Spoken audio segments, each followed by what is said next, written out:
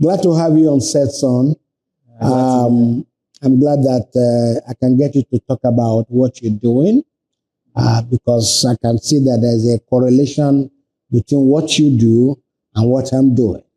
And I want us to interrogate the subject of education in Africa.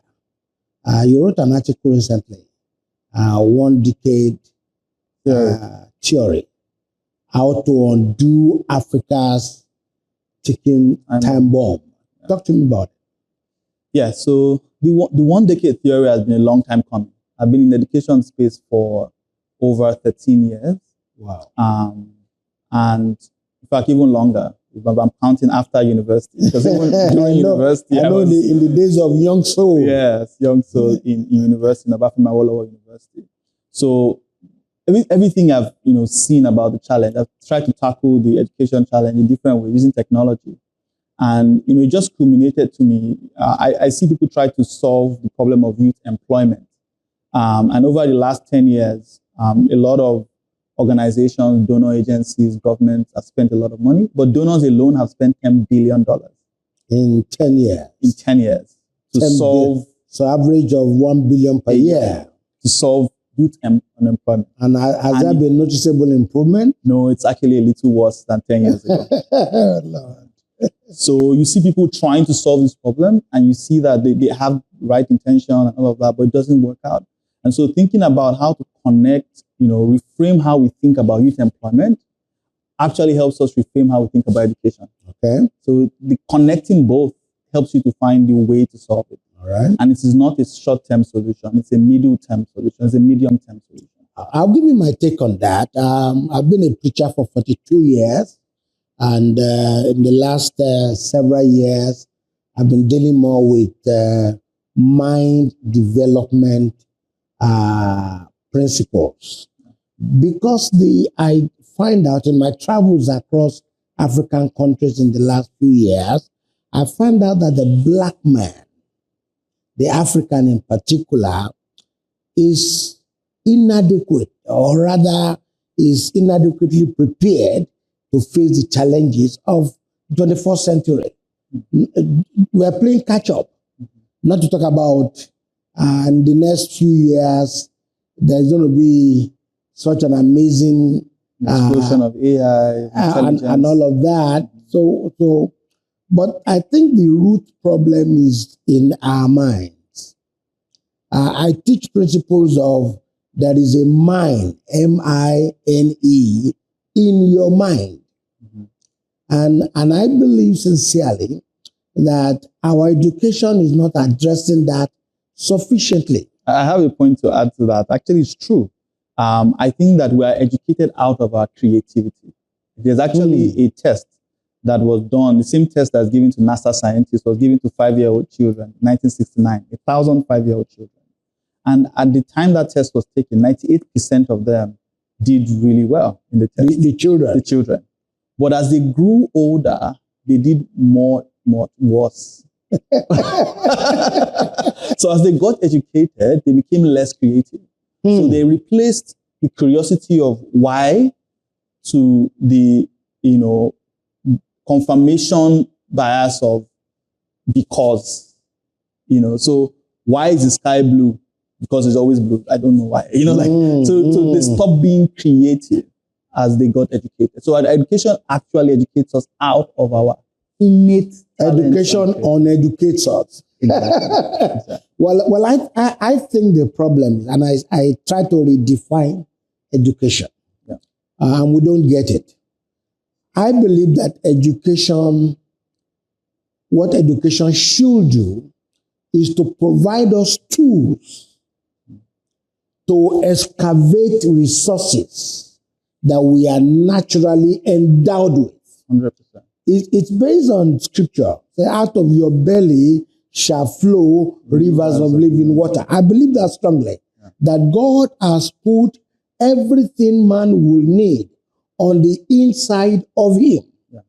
And it therefore requires tools.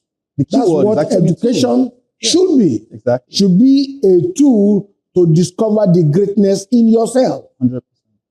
Now, the tragedy of education in Africa is that it is more or less memorization. People read to pass exams. And once exam is passed, all the information they've accumulated is gone. So there's an education theory called Bloom's taxonomy. Okay. And it's a 5-step theory. And in the first 2 steps, you focus on remembering and understanding. Okay. Most of the education from primary and secondary school have essentially stayed on those 2 levels. I mean, my argument for 1 decade theory is that we need to move upstream to analyzing, to applying, to creating. Absolutely. Yeah. And those are because if you think about it in terms of knowledge, the biggest knowledge base is ChatGPT or Google. Like it essentially, you cannot be more knowledgeable than AI at this point. So it's not really about the object of knowledge itself, but what you use that knowledge for. Boy, tell me about what Gradely does. I know Gradely is an edutech company. You have nearly 200,000 students in 8 countries of the world with a subsidiary in the UK and in the US.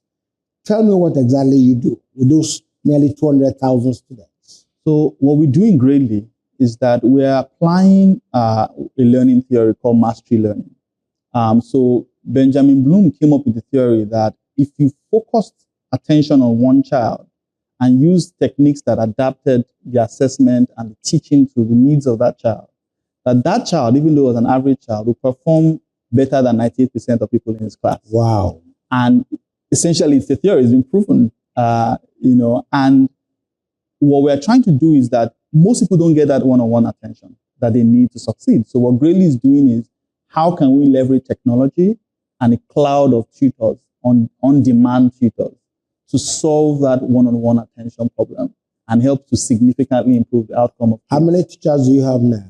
So we have over 150 dedicated tutors who can be demanded on demand to solve for learning gaps. And you told me about an AI boot you're developing or building or something. Yeah, it's not yet announced yet. But, we're working on it. Okay, we'll keep it on that lab for now. Yes.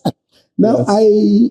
I sincerely believe that what Africa and Nigeria in particular needs, it's skill-based education.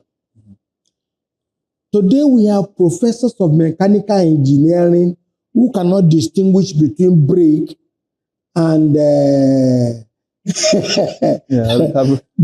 can't fix their own cars. Yes. We have aeronautic engineers who don't know the shape of the engine of an aeroplane. Yep. And they are teaching. Yeah. Let me tell you one of the things that one of my role models in education is Sir Ken Robinson, of blessed memory. And he said that the way universities operate is essentially in a way to build and develop mini professors. Essentially, they created it in their own image. Lord. So we have academics who are trying to teach people how to be academics and to live in their head versus to take what they know and apply it, And one of the pillars of the 1 decade theory is that on top of literacy, you need to build the tools for thinking and engagement at secondary level. And at tertiary level, it's not really about universities anymore. It's really about economic specialization. So the funding that we give to universities, most of it goes as a waste. Because the funding you need to give is the one that leads to job creation. Yeah. An entrepreneur creates a job at least for himself. Yeah. So you already know that there's a pathway for generating jobs for every single person, And if they figure out, if there are schools that would help them, whether it's a certain type of skill, whether it's machine learning here, it's plumbing there, or it's carpentry there, those skills can lead to a job in 5 years. And so you should be backing the people who are trying to... What you see in Nigeria's economy, it's what they call a rentier economy. Yeah. Most of our billionaires have not produced jack. The reason they are billionaires is that they dominate the rentier economy. They exact money from the system, from their political connections. So no production is taking place. Yeah. In fact, a sitting senator who used to be a governor, was governor for 8 years, he said on television that Nigeria does not produce a pin. I used to think that maybe we produce a few things. He said we do not produce let me tell you one anything. other thing we don't produce. We don't produce zips. We don't produce buttons. We don't produce junk. And we have thousands and thousands of university of professors. So there is the problem is that there's a mismatch. A complete mismatch. We are producing theorists.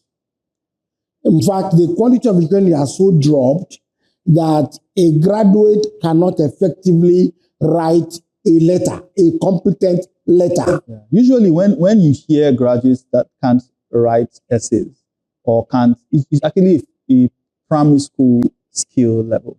Those are things that they should know by age 10. Lord have mercy. It's a failure of the government to make people go past being 10 years old and not be literate. It's actually a fundamental human right for children to be literate by 10. I think that's what we need. So when you see the system allow somebody move from primary to secondary to university without having functional literacy, it says a lot about the gaps in the system. Now, how do we remedy this? How do we begin to remedy it?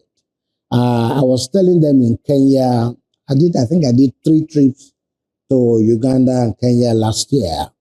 And I was telling them that the problem with Africa is that our values are messed up. The reason many go to university is because their parents want to be able to say, my son is a graduate. So it's a status thing. Yeah. It's a title thing. So we have our Africa is largely a continent that we value title more than treasure. And we value status more than substance. And we need to redirect attention to that. Yeah. That I shared my last trip to Uganda in February. My last day in Kampala, I was taken to address a group of young men, undergraduates, postgraduate students, near Makerere University. And I was telling them that until you produce, the purpose of working is to produce, production. So you cannot tell me you have worked until you have produced. Yeah. But nobody's looking for production. Rather, everybody wants to import. People import water to drink in Nigeria. And they boast about it. People say in their home, so sorry, in our house, we don't eat local things. As a pride, rather than something to be ashamed of. Yeah. Because a nation that can't feed itself is useless. So, of course, there are fundamental issues about our value orientation and whether or not we have a national vision for anything, talk less of for our future. Because when you start to think of education, you're talking about the future. You're talking about 2-3 decades from now. So you see countries that have transformed themselves, whether the Asian tigers or India, and they did so by first having a national vision, having that national vision being born out of their value orientation about who they see themselves as, what their identity is, like who is an Indian, who is a Nigerian, right? And what is the Nigerian dream? If the Nigerian dream is just having houses abroad, then there's no need to educate, and if the Nigerian dream is to tap into just mineral resources and sell them and then have enough political connections to have access to revenue that comes from them, then that kind of value orientation does not need to produce great graduates or great skilled, But if we care about our reputation in the world and we care about our place in the world in the next 30 to 50 years, then we will say, this is where we want to be as a nation. And this is who we are. We want to make the world know that a Nigerian is a dash. And that can only happen when we have a crop of leaders who have real value, who value education, who value people having treasure, people producing. I went to fix my phone at Sakatunumbu. Your driver drove me there on Saturday. Was it Saturday? And I saw those guys working. And I was sharing with a guy I met there that Computer Village is more useful to Nigeria than 10 of our biggest universities. Computer Village produces more for Nigeria in terms of skills than all the universities. And that even leads to my recommendation. I think that, the way we prioritize certificates in this country is completely unhealthy. I have a term for it. we have certificated fools. We don't need certificates. We need skills. We don't need people to come out and say, I'm a graduate, and they don't You know. enter somebody's office and you see display of 3 months in Harvard, 6 months in Oxford. It's about values. That you are more concerned about ego enhancement, to feel good and to feel great. Yeah. For example, think about what Yaba Tech did. Okay. They were one of the foremost technical institutions in the country. Not now. Yes. And as that was deteriorating, their aspiration was to be a university. And what for? So that they can give certificates that people care about. So I think that that's something that we need to resolve. I feel like at tertiary school level, the focus should be on economic specialization. It should be that what can you do in 5 years that will earn you a job? And government can say, I will loan you. Earn you a job or make you a job creator. Yes. And I will back you to go to whatever that school is. I can share an experience about that. In 2009, I think I was working for government then, Ogun State government, and I was the project manager for Lukola Free Trade Zone. And we were sent to China for a 3 weeks course on Free Trade Zone. All of us that when nobody is using the knowledge, I didn't even use it. And that's how we waste things in Nigeria. Yeah. And the things I found in three weeks of study in China, I was coming back home on how to, but nobody cared. We were driven to a facility. We went to Guangdong. It's close to Hong Kong. And we were driven to a facility and were told that the Chinese government offers all their expatriate students, all the students that studied abroad. All you needed to do was come back home and say, look, I know how to do 1, 2, 3. And the government will give you $200,000 grant. Yeah. An office with everything, with all the equipment for the first 3 years to try your hand in producing something. If you notice, the thinking behind things like that is that the government is seeing it as an investment. It is. And looking for ROI from it. So that's how to think about it. When we talk about government allocation to the educational ministry, what is it for? What's the ROI? It's to... Let's calculate the ROI. That's the beginning of this thing. No. Let's ask ourselves, the ROI for primary school education is the number of millions of children that are literate. Okay. Let's determine how to determine that somebody is literate. That is, he can write. How do we know someone can write? That is, he can read. How do we know someone can read? And he can think with numeracy. How do we now know that this person is that? And then how many of our children are that? Now, if we invest 100 billion in the next 10 years to help children get there, what do we get as ROI? What do you expect as ROI? How many children should we have gotten to be literate? That's how to tackle this. Nobody cares about that here. That's what the National Assembly should be talking about. That's what we should be talking about. So it's like saying, so if you invest in this person, he should get a job in 5 years. If you invest in this, a farmer, he should be able to be self-sustaining and generating jobs in 3 years. I think the greatest deficiency of the African man is the lack of capacity to think. the greatest asset you can give to a child is the ability to think. Critical thinking. Yeah. What is this? What is it for? Yeah. What is this used for? Yeah. What can this be done with? Yeah. And until in the colonial times, people were a lot better. Education was a lot better. Yeah. My father finished standard 6. And I think the rest was a unionist. He went abroad, Soviet Union, My father spoke in English. Mine today is not as good as it. If my father spoke English, you would think he was British. Now, there were things that they were doing there that helped to build the capacity to think. And I think one of it was that, and I will use Boye as an example. I had an encounter with him in 1989 or 1990, thereabout, or 88. I was a special assistant to Dr. Oshinaga, the former GO of Foursquare, and I was running for president.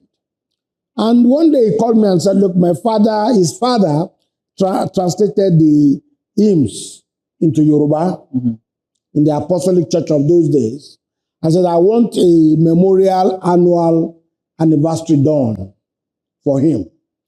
And so I put it together and I said, well, who will be our chairman?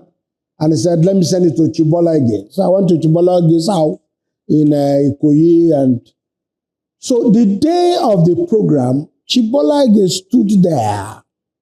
I'll never forget it. He stood there in that 30-40 minutes without notes. Chibolage traced the history of music from as far back as the 12th century with dates, characters, people, institutions, offhand. You know what's interesting about that is that I think that one of the biggest disservice that has happened to Nigerian children is secondary school. In secondary school, you are told to do what could be up to 15 subjects and prepare for exams where you just focus on remembering.